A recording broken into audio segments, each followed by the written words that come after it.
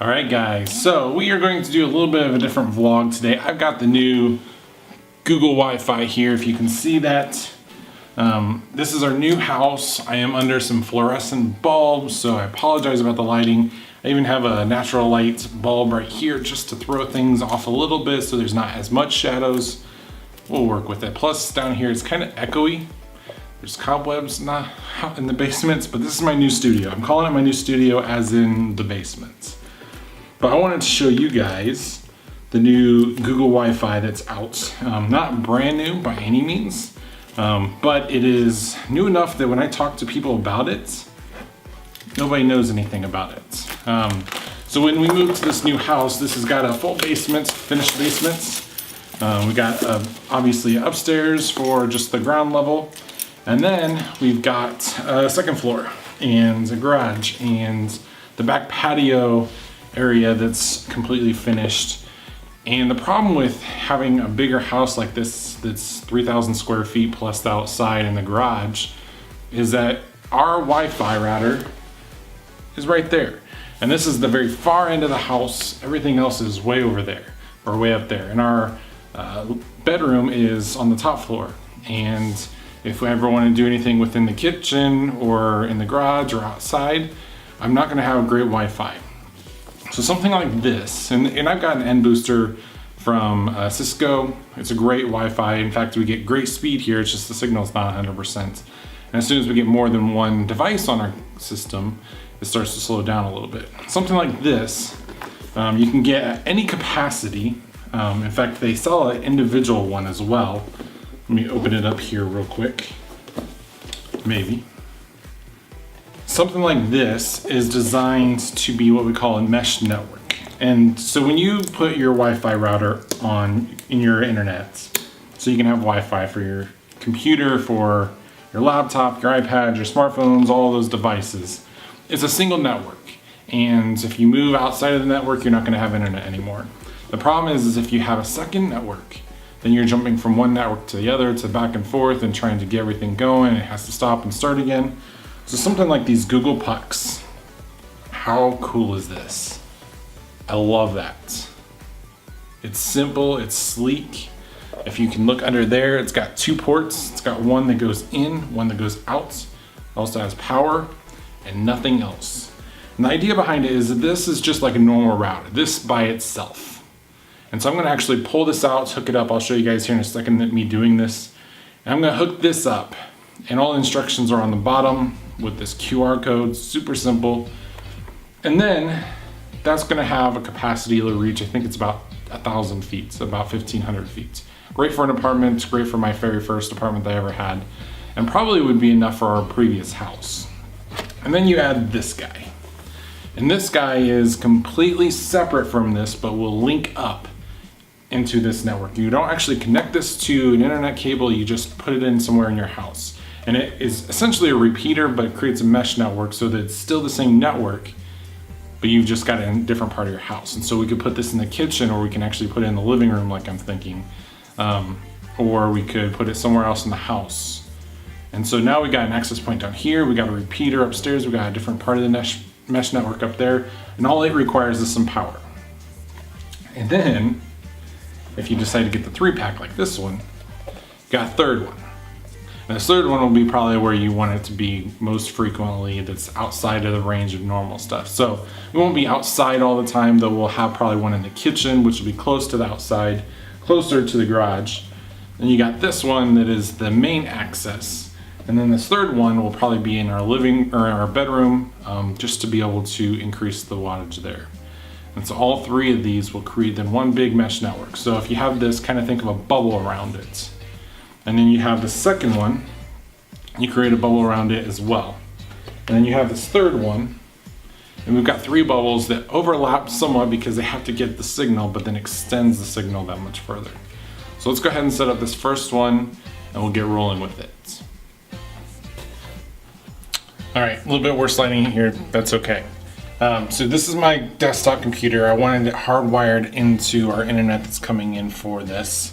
But I want my router to be here as well, since we have an entertainment system down here. We got to see the couch. have the kids play down here. We may even have ping pong tables, stuff like that. But I want this to be an enjoyable area for people. So we got our Wi-Fi router here. It's going to hook directly up to the internet modem. So first of all, we need to make sure it has some power. I've not done this before. Super simple. I have no concerns about doing this on camera. So you got it. The worst part is that I hook up my power and mess up the wires. So let's go ahead and hook this up. You got to see a little bit of glow. I'm just going to talk about the activation, and just super sexy. Look at this. I love it. You guys see that? Nice little glow there. And then you actually have the Google Wi-Fi app. You set it up, and this is important because you actually get close to the router itself, show off that you are close to one to be able to get set up.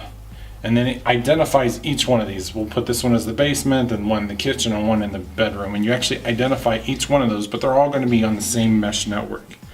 So get signed up, get in, find the Google device, click OK. So it's already transmitting a signal. It just doesn't have any internet into it yet. So it's looking for the device. It found it. I'm actually going to unplug my internet currently, untangle the cords. We'll actually get some storage over here to get this going as well. And then it has that QR code that I was telling you about on the bottom. And the QR code, the idea behind it is that you scan it with this application. Let's go ahead and scan it, allow. It sees it. Maybe. There we go. It's got the code, and now it's connecting to the Wi-Fi. And I feel like for someone that's techie like me, this is kind of cheating, but it easily sets it up. So as you can see, we are now connected to the Wi-Fi, and I get to identify it for where I am at in the house. So let's go ahead and select basement. Next, let's give it a name. Call it Smith. Don't come connect to my Wi-Fi, creepers. And let's give it a password. And obviously I'm going to use the traditional password 123 because it's super secure. And now we're connecting. It's that easy. So I'm going to get this finished up. We're going to go upstairs, better lighting, better audio, and get the kitchen one set up, and I'll show you that as well. Alright, so we've got the second puck here, the second Wi-Fi puck. I'm just going to stick it over here because it's kind of nonchalantly out of the way. The first one came with a network cord and a power cable. This one just needs a power cable. There's no reason to connect it to the internet because it's just going to feed off of the other one. Now, I did select how many other pucks we had whenever I switched camera views. I just asked, how many of these pucks do you have? I'm guessing it's pretty simple to go back there and change it later. Actually, for the sake of making it look good, because let's be honest, these look amazing, I'm gonna just put it back there, hide the cable, and now our Wi-Fi is set up. It asks for the next Wi-Fi point. So let's go ahead and find it. It's plugged in. Beautiful. Now we're in the kitchen. We select kitchen. Next. And now we go to the next one. This is amazing. I love it. So here's the last one. Before we get to that, let me show you. I did do an internet connection before we ran it. Ooh, terrible focus. So everything's good. I love how it shows the house is under a bubble, because that's the whole point of the mesh network, is that you are basically under a bubble of this mesh network. So the last one I'm gonna set up. Again, you just plug in. We're good to go. It's gorgeous, I love it. Just sitting here, nothing's going on. Let's go ahead and set it up, activating the mesh network. Last Wi-Fi points, it's plugged in. And this is a bedroom. Master bedroom. Maybe. And it's really cool how it sets up because it's looking for this one, but then it connects it to the other one, identifies each one as a specific setup, and we're connected. Guys, the Wi-Fi, I mean, it's full bars and we're all the way downstairs, whereas the N Boost was half signal while we were up here. I absolutely love that. There's nothing like testing this live. The Wi-Fi did have to download about a 6-minute update, which is really cool because if you have a traditional router, you actually have to go into the software itself, say that you want to update it, which I've had 6 different routers in my life. Never once have I updated a router, which is a huge security risk. I should have done that and I didn't. We just came downstairs. You're not going to get an official tour of this house. Look at that lighting. I love that. I'm not going to give you an official tour, so presume that this is the official tour of the house. Wi-Fi is ready to go. Let's explore. Let's walk around. The app, I didn't even know the app had a ton of different things in it to get you set up. You got some network checks. You can set up Google access to guests. You can pause your Wi-Fi. I didn't even realize it had all of this. I only cared about the network for the mesh network and the security aspect of things. So I was just upstairs, and if I was in my daughter's room, who's over there, I would have an access point that is right here. I would have an access point that is upstairs and an access point that's down there that probably does not reach as well. 3 access points for that one network. I have full bars when I was up there. I had full bars when I was in my bedroom. I have full bars right here. So then if we go into the living room where we're hanging out, we're watching football, Doctor Who, obviously, standing above downstairs is the main access. In here in the kitchen is the secondary access, still full bars. Let's go into, I'm going to really test this. Let's go into the garage. Actually, let's go into the book study here. We got a little book study, all of our board games, all my seminary books, still full bars. Kind of expected that because the Wi-Fi access point's right there. Now, I will say we're moving away. When I was in here, I had less than half bars, still full bars on here. We're going into the kids' game room. I'm going to go to the farthest point in the house from the main access. And it is dropping a little bit. If you can check, it's about 2/3 now.